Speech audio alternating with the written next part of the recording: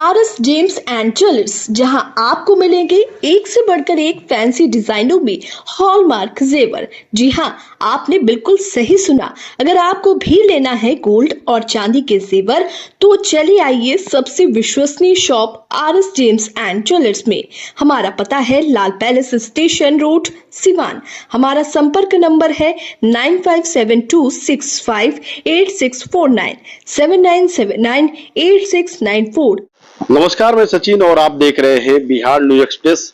20 जून को यानी कि कल प्रधानमंत्री नरेंद्र मोदी का सिवान में आगमन हो रहा है। एक बड़ी जनसभा को संबोधित करने वाले हैं। तमाम बीजेपी के नेता इस जनसभा को सफल बनाने के लिए लगे हुए हैं और ऐसी संभावनाएं जताई जा रही है कि पूरे बिहार को 10,000 करोड़ से ज्यादा योजनाओं का शिलान्यास और उद्घाटन प्रधानमंत्री नरेंद्र मोदी के द्वारा किया जाएगा। और जो भी सिवान, छपरा, गोपालगंज के भाजपा नेता हैं वो जमीनी स्तर पर जुड़े हुए हैं इस प्रोग्राम को सफल बनाने के लिए।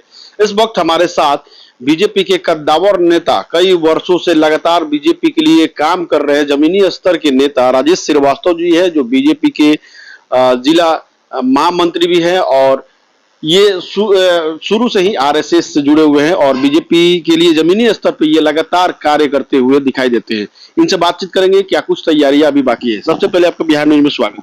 धन्यवाद। आपके और आपके पूरे व्यूअर्स को मेरी शुभकामना।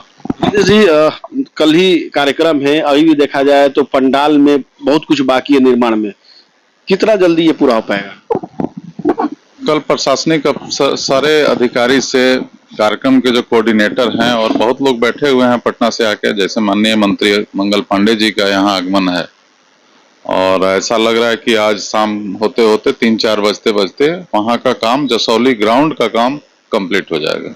संभावनाएं जताई जा रही है कि लाखों की संख्या में इस सभा में लोग शामिल होंगे।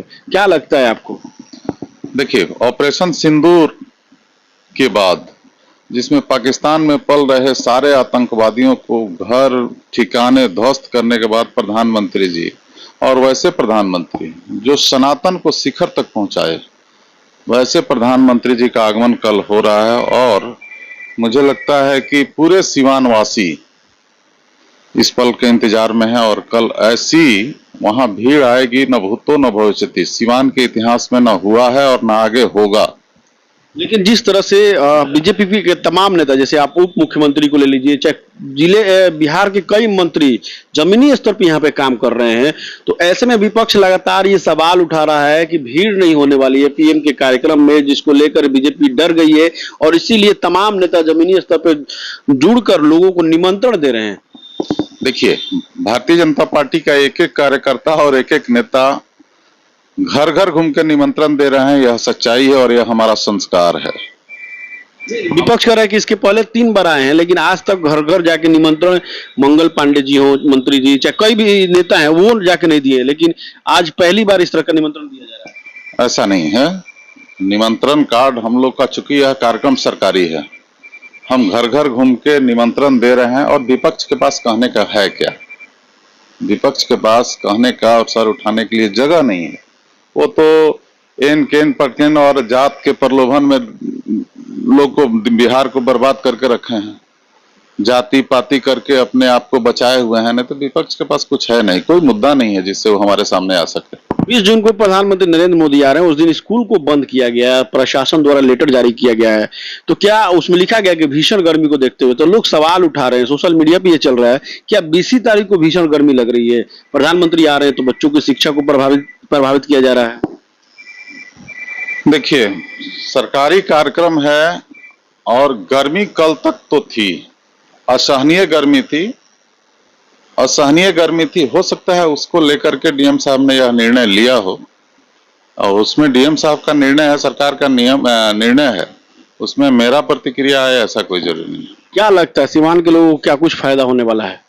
देखिए, प्रधानमंत्री जी जहां भी जाते हैं वहां कुछ न कुछ सौगात देते हैं और मैं आपको विश्वास दिलाता हूं कल बहुत बड़ा सौगात सिवान जिला को मिलने वाला है। आरोप है कि 3 विपक्ष आरोप लगा रहा है, आप भी देखे होंगे सोशल मीडिया के, 3 बार प्रधानमंत्री नरेंद्र मोदी सिवान आ चुके हैं और उन्होंने जितनी बार वादा किया, एक भी वादा पूरा नहीं हो रहा है।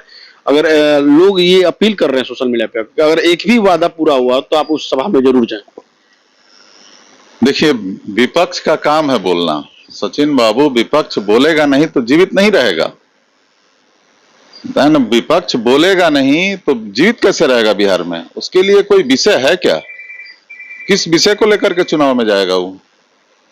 और याद रखे, विपक्ष कुछ भी बोले, बिहार की जनता 2025 के चुनाव में ऐसी सौगात देने जा रही है और विपक्ष को ऐसा सबक सिखाने जा रही है कि याद कीजिए 2010 वाली इतिहास वही दोहराने जा रहा है बिहार में। फिर विपक्ष को विपक्ष में बैठने के लायक सीट नहीं आएगी। ये तो आप लोकसभा में भी बोल रहे थे 400 पार, लेकिन किसी तरह सरकार बनी जुड़ जाके। देखिए, लोकसभा में तीसरी बार हम चुनाव मैदान में थे आदरणीय मोदी जी के नेतृत्व में। कहीं चूक हुई, हल्का चूक हुई, लेकिन फिर भी हम सरकार बनाए, अपने गठबंधन के साथ सरकार बनाए और आज मजबूती से उस सरकार को ऐसा चलाए। नहीं लगता है ना कि बीजेपी ओवर कॉन्फिडेंस में रहती है तो फिर गड़बड़ा जाएगा बिहार विधानसभा? देखिए, बीजेपी ऐसी पार्टी है जो ओवर कॉन्फिडेंस छोड़ दीजिए। आज 25 की चुनाव बीत जाएगी, नवंबर में समाप्त हो जाएगा, दिसंबर से फिर अपने कार्यकर्ता अपने कार्य में लग जाएंगे। यानी 2400 घंटा 7 दिन बीजेपी के कार्यकर्ता किसी न किसी माध्यम से काम में लगे रहते हैं। क्या अपील करेंगे सीवान की जनता से? मैं सीवान की जनता से अपील करूंगा कि अपने देश के यशस्वी प्रधानमंत्री जिन्होंने सनातन को शिखर तक पहुंचाया, उनका आगमन कल यानी 20 तारीख को हो रहा है। आप सभी अवश्य उनके कार्यक्रम स्थल पर आवें और उनके भाषण को सुन के लाभ उठावें। बहुत बहुत धन्यवाद। जिला महामंत्री राजेश श्रीवास्तव जी थे, जिनकी बातों को आपने सुना। इस खबर पे आपकी क्या कुछ राय है, कमेंट बॉक्स में जरूर बताएं।